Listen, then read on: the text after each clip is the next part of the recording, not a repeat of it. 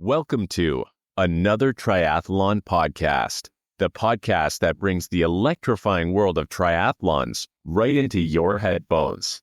Journey into captivating conversations, share the excitement of race recaps, enjoy the humor only a triathlete would understand, and join us as we debunk myths and bring you the bare, thrilling truths of the triathlon world. So feel your heart pound, breathe in anticipation, and get ready to dive into the world of triathlon. This is Another Triathlon Podcast. Enjoy the ride. We are back with another triathlon podcast, and this week we're going to jump into one of our profile episodes. So we've already done the rundown of last weekend's T100 in Ibiza and look forward to some of the super tri racing. So we're adding in an extra episode where we're going to talk to, well, they call him the real deal, Marten Van Riel, who just had an incredible performance at the T100. We're going to break down what happened in the race, what got him to long course after kind of starting his career in the shorter distances, and we'll roll on from there. And as always, joined by my co-hosts, Josh and Fede. But let's start with saying hi to Marten. Thank you so much for coming on the podcast. Hello, it's completely my pleasure to be here and chat triathlon. Absolutely. We're glad to have you join us here and definitely get some of your insights because there's been a bit of talk after your performance here at the T100. But before we dive into all of that, we're going to take a little bit of a step back. And I know not a lot of people may know, how did you get started in triathlon? What started you down this whole path? I actually started out being a swimmer, but when I say I started out being a swimmer, probably most people think I was like some kind of, I don't know, national champion or someone who is like maybe just not good enough to reach like high level swimming, as you see a lot of triathletes. But actually I was probably, I was like a really, really, really bad swimmer. I started when I was 6 years old. I did competition swimming, but I was always one of the last. I think mainly because I was always very behind for my age, like weight and lengthwise. I was like in the lowest percentiles of my age group. And swimming, especially for the competitions you do, is always short distances. So I was just getting destroyed by everyone. I remember my brother, who is 2 years younger, was like always swimming faster times than me. But by persevering, I kind of got better. And once, like when I was getting older, like 15, 16, and you could do more long distance swimming as well, like an 800 here or there, or maybe a 1500 meters freestyle, I actually showed some potential. And one of my friends from the swimming club actually is related to probably one of Belgium's biggest legends in triathlon. He's the nephew of Mark Hermans. And he kind of got me into triathlon because Mark wanted training partners for his nephew, who was a triathlete, and I was one of his best friends. So he's like, okay, you do swimming, let's get you into it. And that's kind of how I got started at around 15, 16 years old. Yeah, perfect. No better way to get into it than training with one of your good friends and using that as an excuse to go play outside. Yeah, that's it. I mean, actually, at that point, you don't really realize it because it was just really fun. And I have to say that maybe the swimming, I was kind of losing the fun in that, you know, like, I mean, you're sacrificing a lot for the sport. Like even though I was bad, I was still doing like 4, maybe 5 sessions a week. And most of my Sundays I would spend in a pool to do a race. And I was not really like getting back enough from the sport maybe. And then getting asked by that friend to do triathlon, and another 2 boys joined. And basically, if I look back at it now, we kind of had our 4-person mini squad, and like we didn't just train together. We also like went to like to the fair together or to a party together. Like we kind of just did everything together. We became like this 40 friend group, and I don't know, like that really worked. Like we were all 4 really happy, and all of us actually like really, really enjoyed that. Some of them went a different way, but actually one of them is also an Ironman last year, a professional Ironman in Italy. Sten Goodstauer is a good friend of mine. So like clearly just having that connection between keeping it fun as a young kid still, and still training hard as well. Yeah, that works. Was it always swimming into triathlon, or was there other sports that you mixed in growing up, or like what else did you do to kind of balance out some of the stuff in your childhood? I was a really, really active kid in general, but like really competition, I didn't do so much. Like I did judo and gymnastics, but like both for like maybe 2 years. And also there I wasn't very good. Actually, judo wasn't too bad because that was with weight categories and not with age categories. So I was fighting like kids who were 2 years younger. Like I was probably just like more advanced than them. So I wasn't that bad in that. But then my dad also kind of does like a little bit of duathlon, triathlon, running, cycling, basically everything. If it's a local event, he does everything within like 20, 30 Ks from my house. He just joins every single event that happens. If there's a short time trial, he will do a time trial. If there's a local running race, he'll do the running race. And yeah, like I kind of started going with him as well. And so I did some fun runs and I did some like, some like cycling, I would say more challenges. And I actually did, when I was 12, I probably did like a winter duathlon and stuff like that. But I didn't train for it. It was really like super unserious. But I was always very active. And yeah, also by my dad, I got a lot of inspiration to do endurance sports mainly. When did you first finish ahead of him? So I'm sure that changed the game. Yeah, that took probably until I was like 15, 16 years old. And that's when he started kind of struggling. So yeah, I would say like in those local competitions, he was actually quite good. So it did take me like quite a while to be able to beat him. Like at that time, we were quite competitive with each other, but I think he was actually really happy to see me like grow better than him. I also know that at that point, he never thought that I would become a good sportsman or triathlete as well, because we had a lot of discussions about that as well with him. So in Belgium, for such a small country, it seems like there's always a Belgian at the top of any sport. What do you think is a key factor in, the sports culture, and how do you guys grow up? Is it like clubs? Do you go to high performance right away? Why do you think for such a small country, there's a lot of talent? And because I know you guys are hard workers and the Belgian hammers, and the culture is incredible. You have an amazing history with cycling and endurance sports, and you guys are very passionate and like a dedicated sports people and sports fans. Why do you think that is? I think that in triathlon, that's mainly because we have a lot of cycling in our country. Like cycling is in our country, it's probably still number 2 sport. Soccer or football is number 1, but cycling is really, really close. And obviously, cycling is one of the 3 sports in triathlon. So having that kind of like, fed to the Belgian people from when they're really young, like kind of everyone knows how to ride a bike. Everyone rides their bike to school as well. Like I rode my bike to school every day for like 11, 12K each way. So in the end of the week, that's actually more than 100 Ks of training. Yeah. It's not really training, but like I did that from when I was like 12 until I was 18.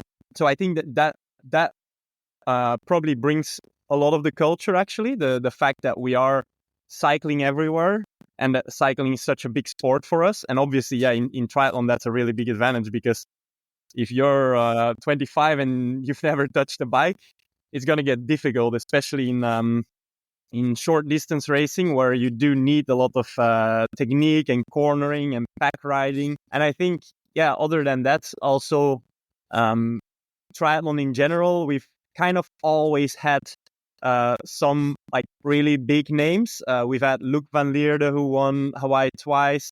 Then we've had Marino van Hoenacker, who won, I think, like 8 or 9, or maybe even, no, actually 15, I think, Ironmans. We've had Freddy van Lierde, who won an Ironman. We've had Mark Hermans, who I mentioned before. He was the one that got me into triathlon. He was 18 Hawaii, but then got a big accident and got paralyzed for life. But then he actually won Hawaii in a wheelchair like 5 years later. And those guys all are like, some of the bigger stars in sports in Belgium. And that definitely makes it that triathlon like is not maybe like that far away from like kids or people to join, you know, like it's maybe not a number 3 or even number 5 sport, but it's still up there with the choices. And that obviously really helps. Yeah, absolutely. And it's great to hear that. Now, so you started off kind of playing with your friends, spending some time training with them and enjoying all of it. When did you start to think maybe I could get to the Olympics? Maybe there's something I could do as a professional. What was that point?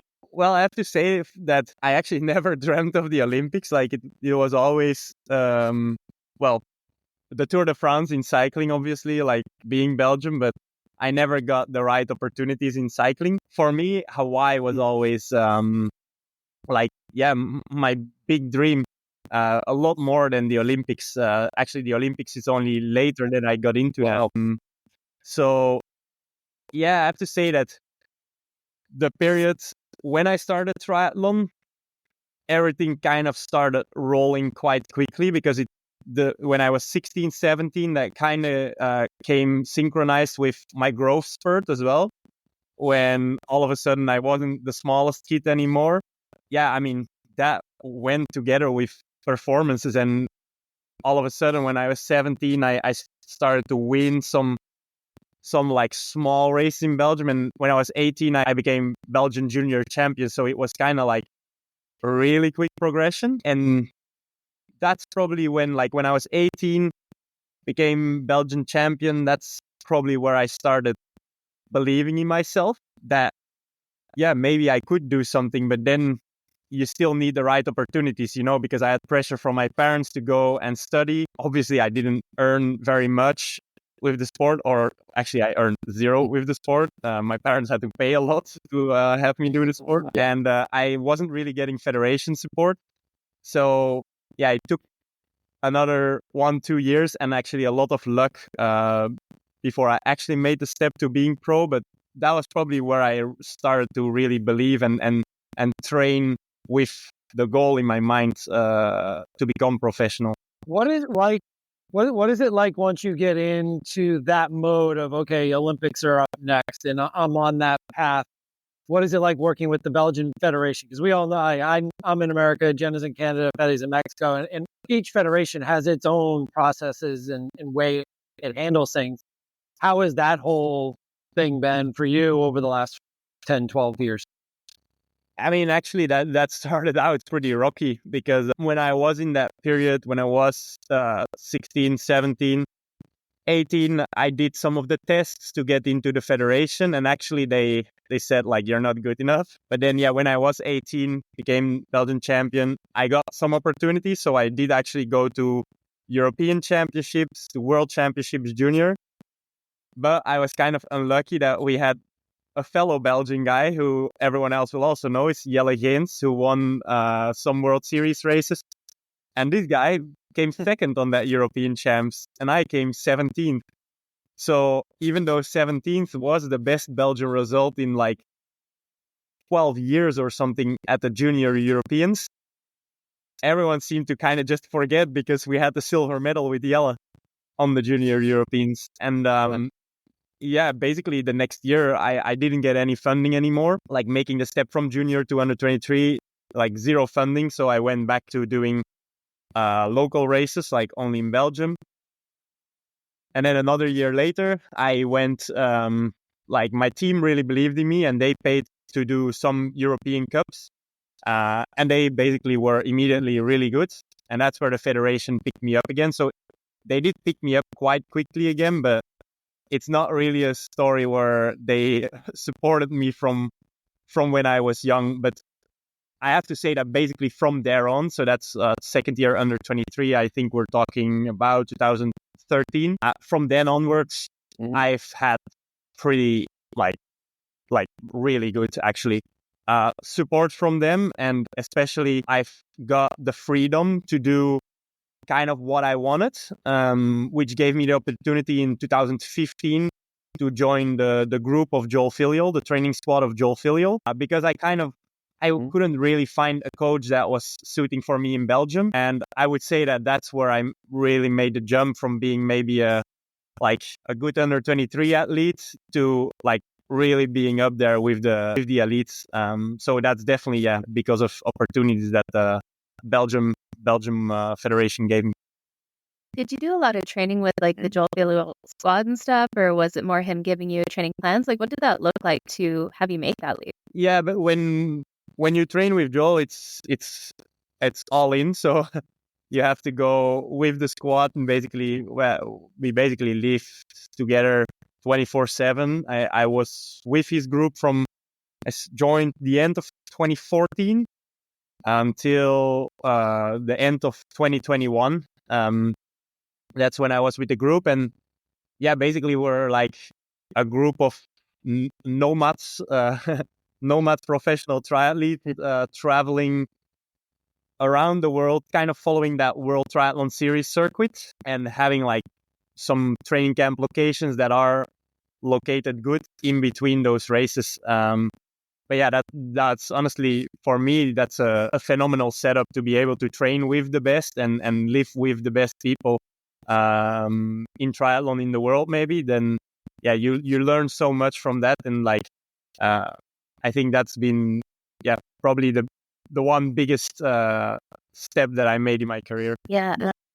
That's amazing. I wanted to talk about after you join Joel's squad. Of course, environment is very important, and I know a big part of Joel's success is having the right people pushing each other. First question is, how did you guys kept the ego in check at the door? Like, for instance, how did you go on a training ride and not start pushing each other up to the point when you are not like actually benefiting from the training? And next question would be, how was your first win, 27 Malmö in Sweden? How did you go to that, and how did you feel after your junior years and getting your first win as a pro, and then going back to back in, I think, Westvessel, you won again? What changed like in your mind? Were you always like a confident guy? How did you approach those races? Was it just time and commitment and all the results throughout the years? And basically, how did that go? I would say I'm not like, well, actually, I'm quite confident when it comes to triathlon. I don't know if I'm that confident in the rest of life, but basically that confidence came quite easy because when you train with this group, you kind of know, like, I mean, it's a good thing and it's a bad thing, but there is no hiding. You kind of know where you are if you're training with Mario Mola back then, Richard Murray, I don't know who else was there, Gregor Buchholz. Like we had at one point like 5 or 6 guys in the top 20 of the world. You kind of know where you're at. Like in 2016, basically, that's when I really started catching up with them. That's when I came 6th at the Olympics as well, and that's where I really started believing, like, okay, wow, if I can follow these guys in training, or even sometimes like I even sometimes dropped some of them or was faster than some of them. Why can I not do that in races? If they can do it, I can do it. So you do build a lot of confidence by training with the best in the world, because you kind of just see, you really see where you're at. If you're beating these people in training and you're finishing 20th in a race, you know there is something wrong, because you can directly compare yourself. But to the other point of your question, it is quite difficult to keep the egos in check sometimes. And actually that what before my 2 wins in those European Cups in Malmö and Westvessel, that's actually what went really wrong, because my Belgian friend Jelle also joined Joel's squad, and with the other people I could keep my ego in check pretty well.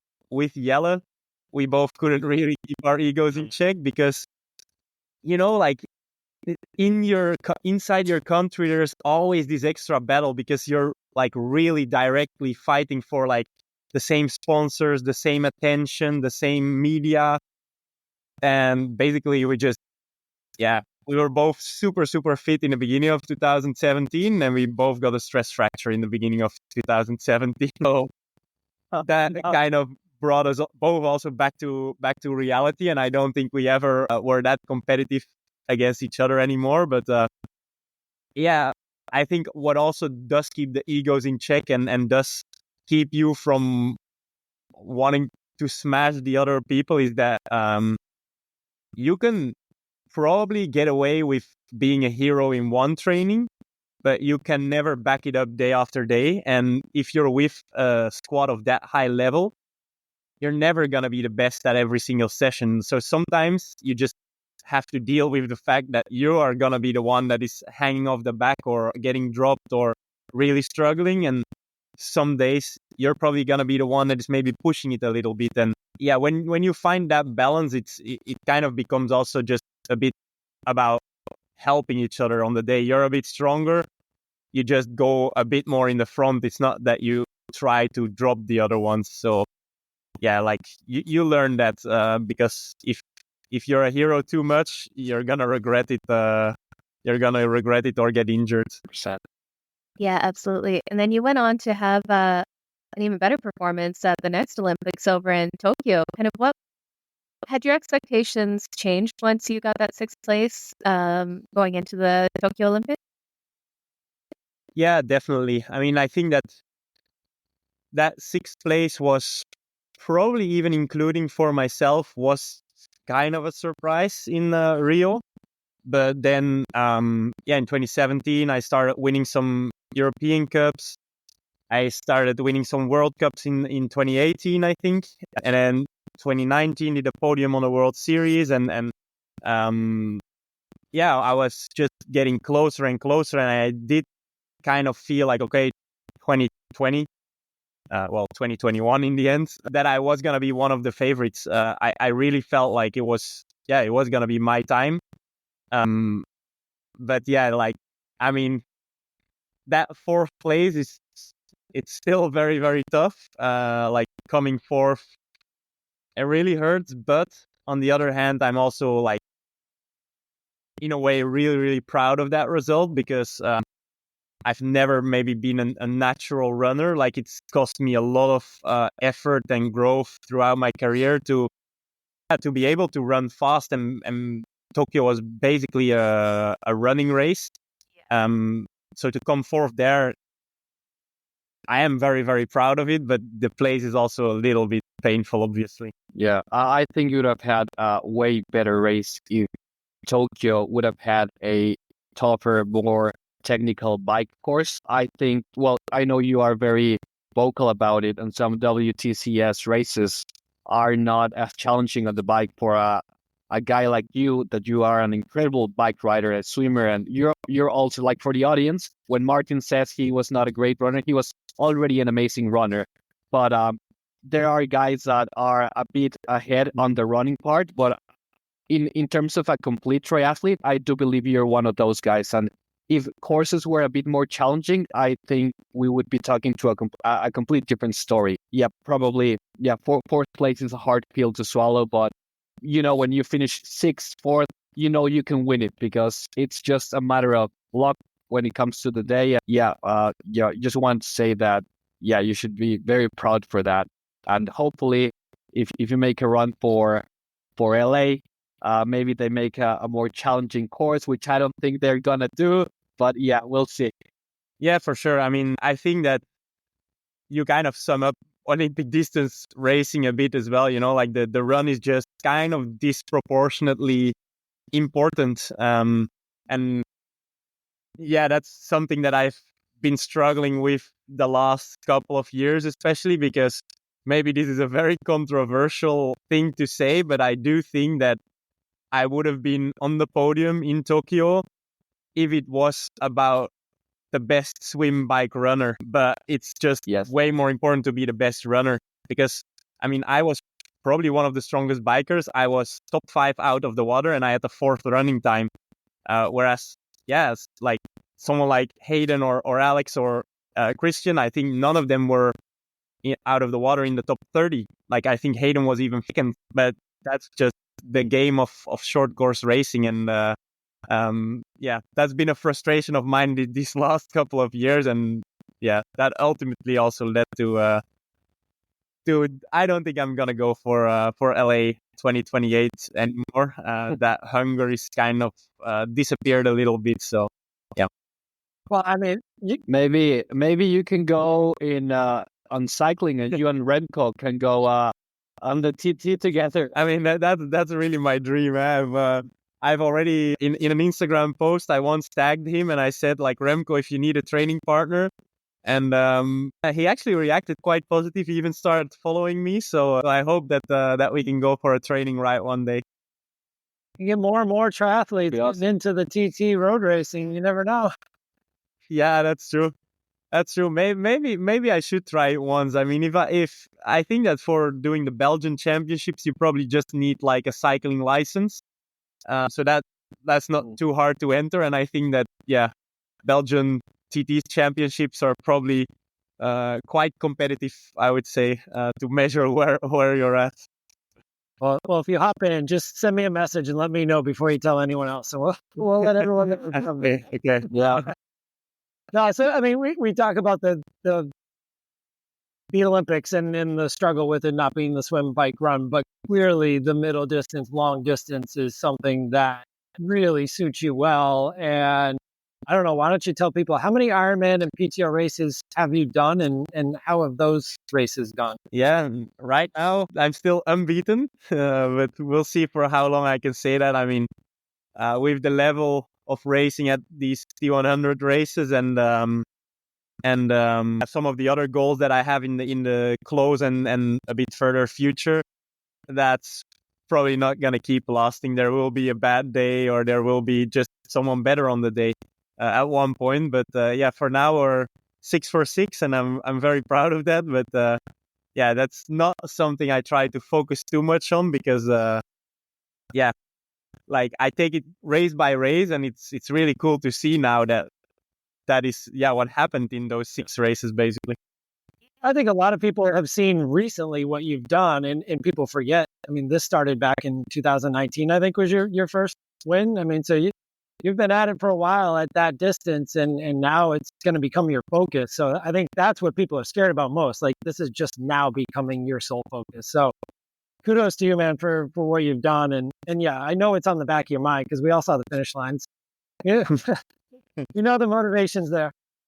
Yeah, that's true. That's true. I mean, I have to say that the 6 was like a big motivation, because I always said, well, actually I said I was gonna, I didn't do that part because I didn't want to jinx it before the race, but maybe I should have talked with my manager about it. But actually my plan was to rent a McLaren, and like there is a song of Central C, who's one of my favorite artists, that is 6 for 6. Where he's sitting on a McLaren. I was thinking to replicate that, but then I was also thinking, like, I can't organize this before the race, because that's 100% jinxing it. Yeah. So it didn't happen, but I still used the song on an Instagram post. So that was the reward. That's great. I love that. That would have been a really fun post afterwards. But yeah, you know what? It's funny. We see a lot of the Olympic distance athletes will come start to do 70.3s, but they're a little bit more of the obscure ones. They'll have some good results, but to jump in and come to the T100, which is definitely the most competitive races that we have going on middle distance right now, has been seriously impressive to see just how well you've transitioned with it. Now, with that change kind of from Olympic distance to middle distance, obviously you're changing bikes up from your road bike. Now you're having to dial in the TT position, do the training on that. How did you find that whole transition? Was that challenging, or was it something that you found pretty comfortable pretty quickly? Yeah, actually, I have to say that it all comes quite naturally. I think that because like my position, was without doing a lot of work. Like a lot of people think I've been to the wind tunnel a lot, for instance, but I haven't. I think I have a good position, kind of a bit out of luck, or like just like almost first setup was something I feel really good with. And also I think that I was never like a speedy short course racer. I think that my strength is probably more endurance. So I think that that's why I probably naturally translate quite well to these longer distances as well.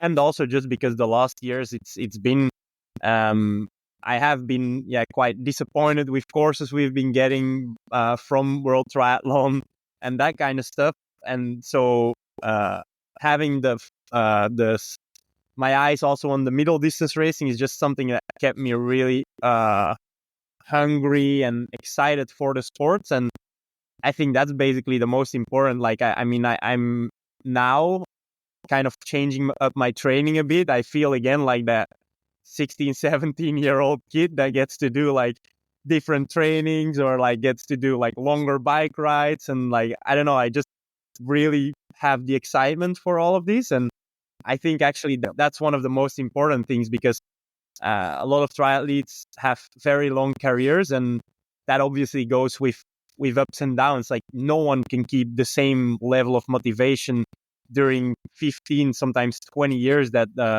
professional triathletes' careers last. And I think keeping that hunger, but especially that love for our sport and for training, is probably what keeps me also on my toes and immediately gives me a high level, because I'm just enjoying it, you know? That's the biggest thing. And speaking of tough bike courses, kind of where you really, got your name out there at the middle distance was that T100 in San Francisco. Can you tell us a little bit about, one, that bike course, and two, how was that run? What was going through your head when it started to look like everything was going to come down to a sprint in the end?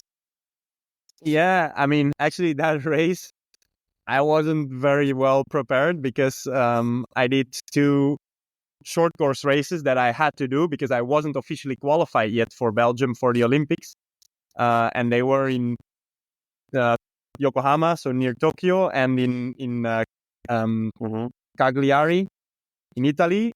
And then I had to go to San Francisco, so like 3 continents in 4 weeks, I think. So I didn't arrive there in the best shape, but then I was very lucky, I think, with the bike course that I got, because that was really a bike course for me. I mean, lots of climbing, quite steep, actually, and also technical downhills, which some of the guys probably struggled a bit with that. I don't want to call out the Americans too much, but they're probably used to riding straight roads more. Yeah, like us Europeans are more used to like descending, and that was actually it's actually a very technical course. Even the short loops that we had, like I think the full Escape from Alcatraz course is even a lot more technical. But the bike was incredibly tough though. Like on the uphills, like I don't think even for my weight, I don't think I ever went under 400 watts on the uphills. So it was really, really tough. And I arrived on the run as the last one of our group. But that also means there was about 9 people, I think, but everyone probably has like 3-4 seconds in between them. So that means you're out of transition almost half a minute or like 25 seconds down on the first. And that was Kyle Smith. And I knew that Kyle Smith was going to be my big opponent. So probably I closed the gap. I really wanted to close it. And I closed it in like maybe 2-3 kilometers. But I just blew my own doors off. From the time I arrived with him, I just could only follow. So that's why I put all my effort into one sprint, because I just felt that I didn't have enough to try and break away. I was just happy to hang on. And I mean, I think that they should have probably pushed a bit more earlier, but I'm not going to give them too much tactical advice. But I was definitely suffering at some points. But then once I could smell the line, the short course instinct kicks in, and I could take it with a very close margin. So yeah, that was definitely an interesting race. Yeah, as spectators, it was so much fun to watch too, just seeing that battle go down to the finish. And you know what, you're definitely making a lot of the T100 races interesting. With this previous weekend in Ibiza, you had another race where you're going head to head out on the run, which is not too shabby for you said not a fast runner, but you're definitely getting the job done on the run these days. Can you tell us a little bit about how that went? Just kind of, what does that feel like to be step by step beside your competitor for so much of the run with Sam Laidlow just right beside you? Yeah, it feels good, but also very bad. to be that close to each other. Sam is an absolute legend. I mean, he's the Ironman world champion right now. So yeah, to be able to just have battles like that with big names like that, that's what I live for, that's what I do the sport for. On the other hand, I do have to say that I did not expect that from him, because he really, really impressed me. But yeah, I mean, it was amazing. In the first maybe 2 laps again, I think he was probably a bit stronger than me. And then I started gradually feeling that I was maybe a bit stronger. So then I started enjoying it even more to run together with him. Because I kind of knew, I started thinking about like a tactical plan and what I was going to do. And I felt like, okay, second to last climb, that's where I'm going to go. And I think that was a very good plan. But yeah, I love the fact that these are becoming really close battles. And I think it's only going to get more like this, like the higher the level of the T100 racing is going to become. And it will become higher level even, because they're like, I mean, obviously also the money interests a lot of the short course stars and the long course stars. So basically, best of both worlds won their piece of the pie. And yeah, I think that in the future, you're only going to see more and more like closer and closer racing there. And that's obviously fantastic. I mean, that's what you do the sports for, but it's also very painful on this format to have like 3 hours plus of racing come down to millimeters in San Fran or in Ibiza again, like quite a small margin. Obviously, it's incredibly hard. Those kind of races really take a toll on the body and the mind. So you talked about your. I wanted to. Sorry, Fred. You talked about your run. I have to look up on the PTO World Rankings just to give you an update. 12th in the swim, 7th in the bike, 9th in the run. So it's actually your strongest of the 3 right now, according to the rest of the world. Yeah, I mean, yeah, okay. I'll take it.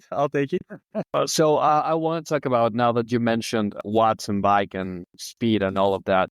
I know you've done quite a few interviews and you're very open with your training, and that's something we really appreciate, because that's very good to hear. I watched one of the videos of you and the guys of Sweat Elite that they followed you around for a couple of days.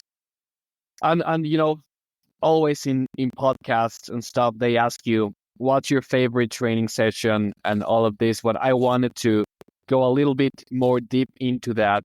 So, of course, there are sessions that that if you complete them in the right way, you have the confidence to execute, to race well. My question is, what type of sessions get you ready to execute the key session?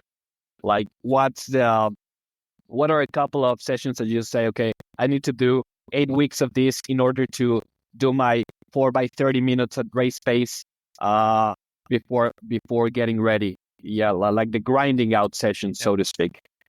I mean, it does get a little bit different. Also, the more kind of competitive the T100 racing is getting, those sessions are getting different again, because I think that the best way, for instance, like one of my best trainings to measure how good I am on a 70.3 or T100 distance, it's probably something like 4 times 25 minutes around race pace, race watts with 5 minutes break. But then that's really good to measure how good I would be if I was alone in that race. So right now I'm doing a little bit more probably work that is quite significantly over my race pace, or even like a little bit under, and then combine that in training. So like, for instance, I think it was about 10 days before Ibiza, I did a session on the time trial bike, and it was about 8-9 minutes like over race watts. So for me, I think I did like 370 to 80 watts, and then I did 1 minute kind of neutral. But it was I was doing a loop, so I was doing one way, and then around the roundabout was neutral for a minute, and then on the way back I had to go between 300 and 320, which is like under my half or T100 race pace, and do that 3 times. So always just, it was about 8-9 minutes one way, 1 minute recovery, 8-9 minutes the other way, and then over, one way over and one way under race pace. I think those training sessions are really interesting for a race especially like T100, because it's not just a time trial, like maybe if I would go out and do a random 70.3, it would be more of a time trial for me. But if you race the best in the world, there is gonna be a lot of dynamics in the race. For instance, Sam Laidlow, like that first lap in Ibiza, was really, really hard. I mean, I'm a lot lighter than most of the other guys, but I had nearly 350 normalized after an hour, which for me, it's a lot. I'm 67 kilos. So yeah, but you have to learn to also hit the higher watts. So I think that's what's getting more and more important. So I like more to do those just steady workouts where you really have like high numbers for a long time. But even for long distance, the closer the racing gets, the more you're also going to have to train on getting like over under your race effort. Yeah. Do you think those over under efforts are just as important for your body as it is mentally? When you start to like realize that under session effort, 8-9 minutes is, wow, it's a lot easier than it was 2 months ago or a month ago. Do you think that mental aspect is huge for you too? Yeah. I mean, if you do a training like that and you execute it well, obviously, like you don't like if you do it bad, it can also take away some morale. Like in that session, like the 300 to 320 watts, it almost feels like recovery, like easy, like you see your heart rate going down, like, and that obviously gives a lot of confidence, because then in a race when maybe you are suffering a bit, but you feel like, okay, finally we can take a breather, you see the watts going down, in your mind as well, okay, I can do this, like I can let my heart rate drop, I can relax a bit, okay. So yeah, that like definitely like does give you confidence to basically see the watts that you feel still very in control and easy as to see them go really up and up and up and up. Yeah, that's something that is very motivating. And now you don't have to worry about people drafting off of you when you're pushing those watts. Now that they started to give cards out, so yeah, it's only getting better. Definitely. You just got to go the right direction though, Martin. Yeah. Well, Yeah. I mean, it was my fault. Like we're supposed to know the course, but I have to say, like I saw a lot of people critiquing, like these are professionals, like they should know the course, which I agree with. But in my defense, Ibiza is really, really, really bad for training. Like it's so busy with cars that going out on the course was really like not fun, and you couldn't really see the course good, like it was just an endless stream of cars, so it was hard to really see the good points. And also that's T100, but they did send us like maps like of all the important points, but then they send them in like 6 or 7 different orientations, like the north was always in a different spot. And yeah, I mean, I thought I had to go straight there, the barrier was open and the motos were going straight, so it was a bit of my fault and a bit of organization. So I blame it on the others. Fair enough. And it seemed like a sea of cones on that course. There seemed to be an exceptional amount of the course designed by cones. Yeah, but that's good because I felt at home on a world triathlon course. Okay. They put the obscene amount of cones as well. So I felt at home. Absolutely. Now, before we started recording, you were talking about some of the heat training you're doing. And we know you have T100 Las Vegas coming up, or T100 Lake Las Vegas, I think corrected there. And a number of athletes have Kona, the World Championships, coming up as well. So can you tell us a little bit about what you do for heat training to prepare for something where you said it might be up to like 42 degrees, or that's around 100 Fahrenheit? Yeah. I mean, I hope that it cools down a little bit the coming week, and it does look like it. But yeah, like you basically have, I think it's usually divided into heat acclimatization, which is when you are already like in the actual temperatures where you're gonna race. So I'm also gonna use that. I'm actually gonna go 10 days before the race to Vegas. So That's next Wednesday already. And then the same with Dubai. I'm also going to go 2 weeks before already, just to get used to it, because in the end, if it's possible, that's by far the easiest way to do it, is be on location and train in the actual circumstance that you're going to race in.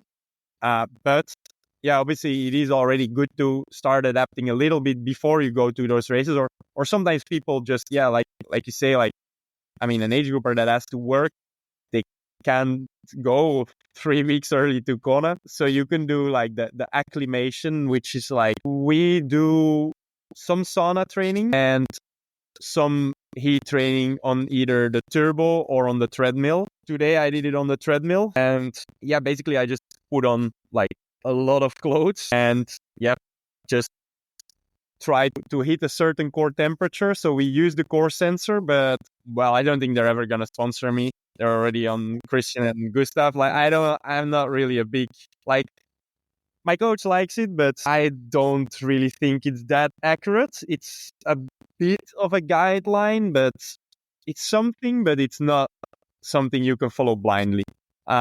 It does take a lot of trial and error to get those heat training sessions right. So you kind of have to know, well, okay, I will kind of say how I do it. I go on the scale before, I weigh myself. And then just you have to remember what you're drinking or eating even, if you eat during the session that you're doing. And then usually the heat sessions would be around 1 hour. And basically just put on a lot of clothes. And this is something that you kind of gonna have to learn about yourself, how much you have to put on. And that's why it's probably the best to do it either on the treadmill or on the turbo, because that's already a controlled environment where it's always similar temperatures in the gym or in your house to ride on the turbo.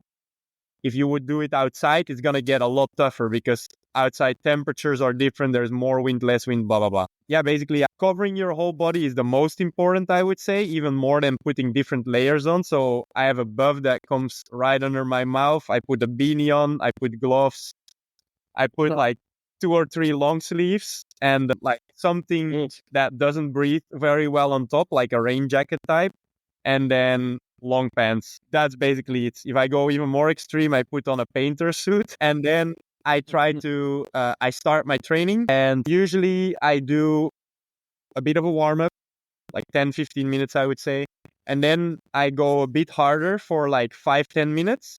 That's to really get the core up. So, and then after those 5-10 minutes, you usually start to see a big disconnect between your heart rate and your pace that you're going. And that's also how you can kind of evaluate. So for me, for instance, I will be about 10 beats per minute higher for the same pace.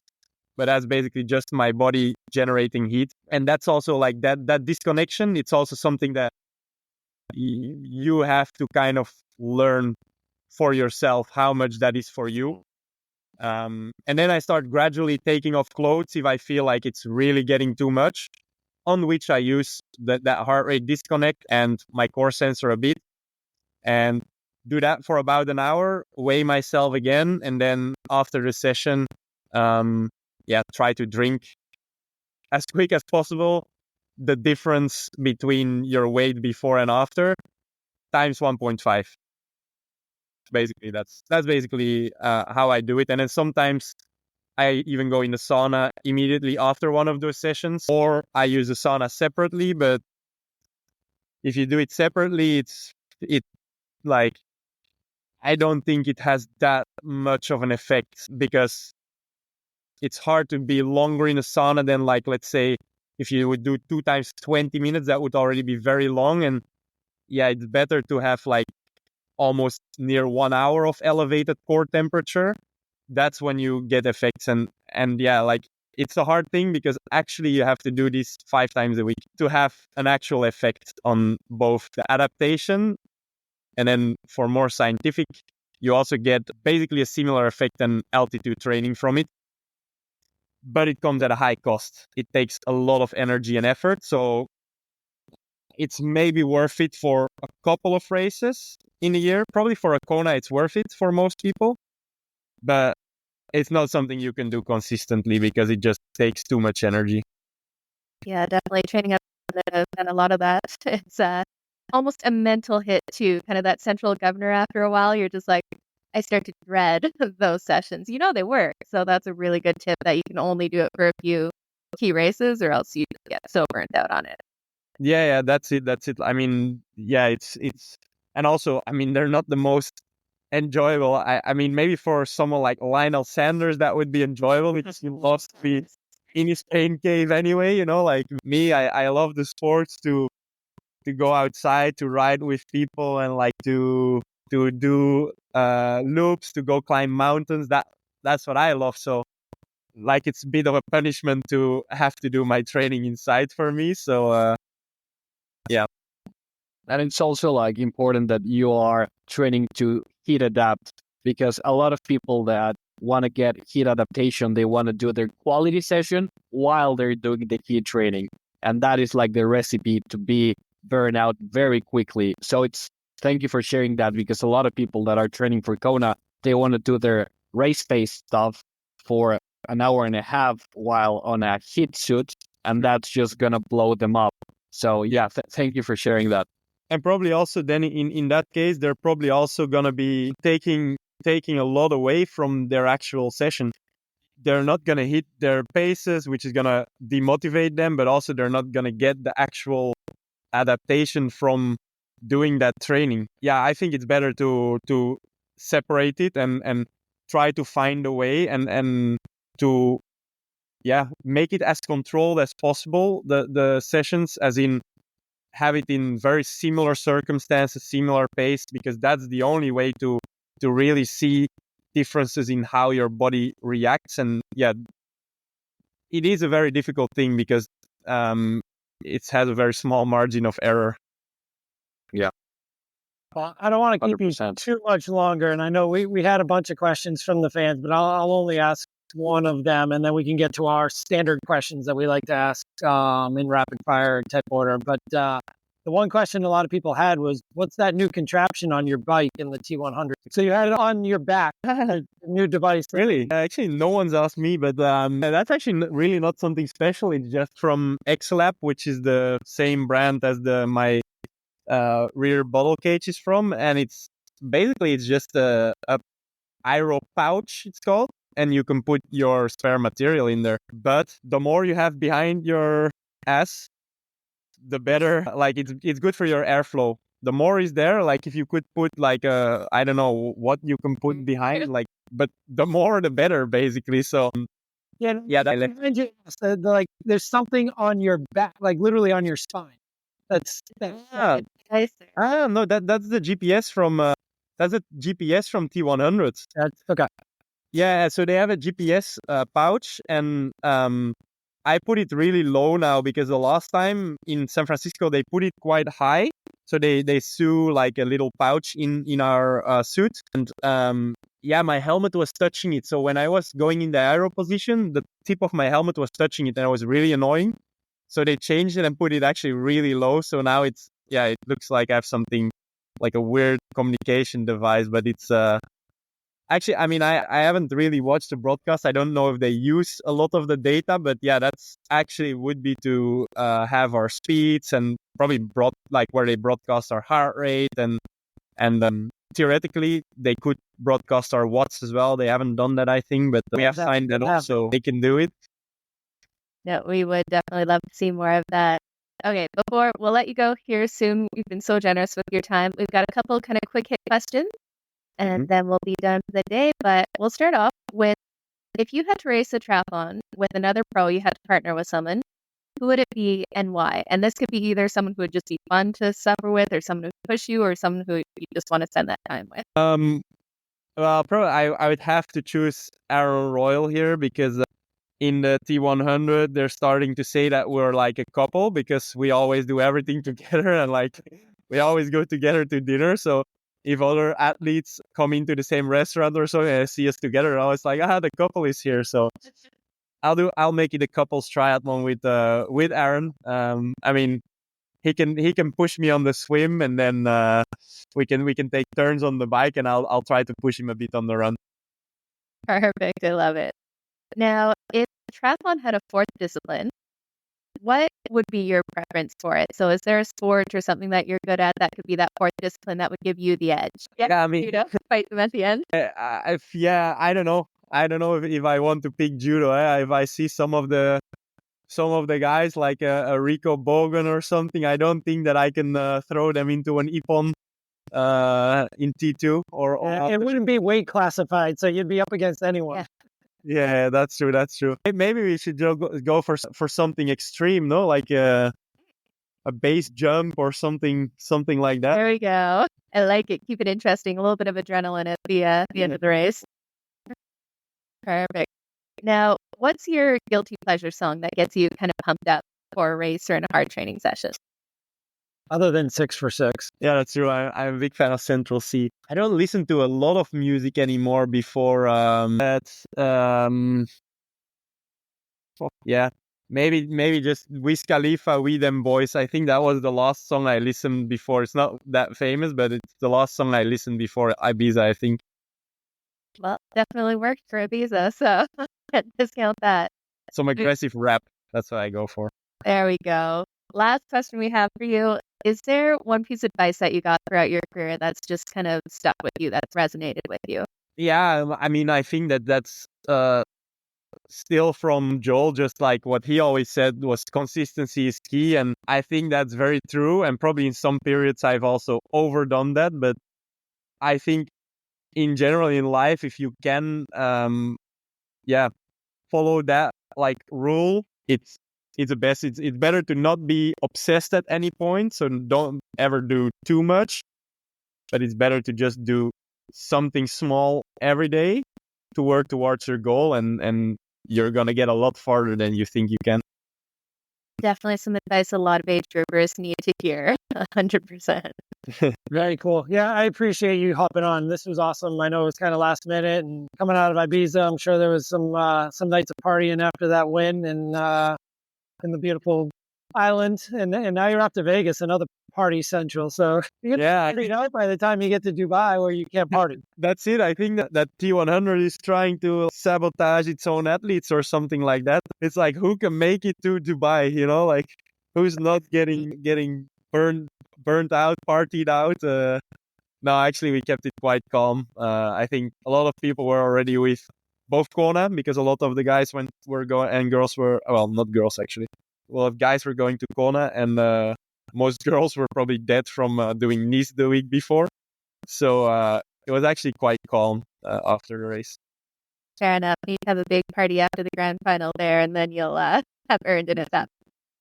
I'm sure that will happen. Fantastic. Well, thank you so much for taking the time. It was really great to get that insight, and we will definitely be cheering you on at Lake Las Vegas. Okay. Thank you very much for the chat. I enjoyed it.